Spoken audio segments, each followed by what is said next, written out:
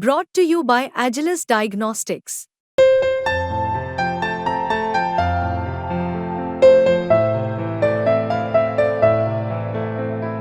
Agilus Diagnostics.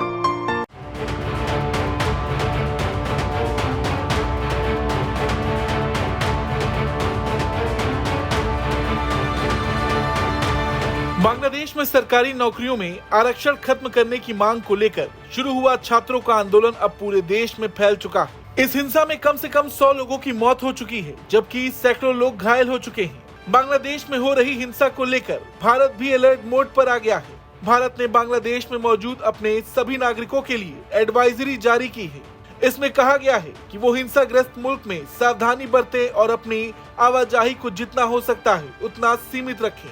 Advisory में नागरिकों से ये भी कहा गया है कि बांग्लादेश में चल रहे घटनाक्रम के मद्देनजर भारतीय नागरिकों को अगली सूचना तक बांग्लादेश की यात्रा न करने की सलाह दी जाती है। वर्तमान में बांग्लादेश में मौजूद सभी भारतीय नागरिकों को अत्यधिक सावधानी बरतने, अपनी गतिविधियों को प्रतिबंधित करने और अपने आपातकालीन फोन नंबरों के माध्यम से ढाका में भारतीय उच्चायुक्त के संपर्क में रहने की सलाह दी जाती है। मंत्रालय की तरफ से इमरजेंसी नंबर्स भी जारी किए गए हैं, जो आप अपनी स्क्रीन पर देख सकते हैं। बांग्लादेश में फंसे भारतीय नागरिक को अगर किसी भी तरह की परेशानी हो रही तो वो इस नंबर पर कॉल कर भारतीय उच्चायोग से संपर्क कर सकता है। आपको बता दें, पिछले कई दिनों से बांग्लादेश में हालात सामान्य नहीं है। आरक्षण पर बवाल के चलते पूरे देश में माहौल बिगड़ चुका है और हिंसा का स्तर दिन ब दिन बढ़ता भी जा रहा है।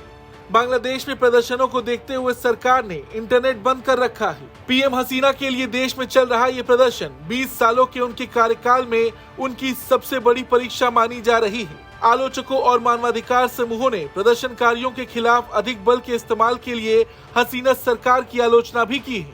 हालांकि वो इन सभी आरोपों से इनकार करती रही है। वहीं भारत के लिए गौर करने वाली बात यह है कि बांग्लादेश भारत का बेहद करीबी है।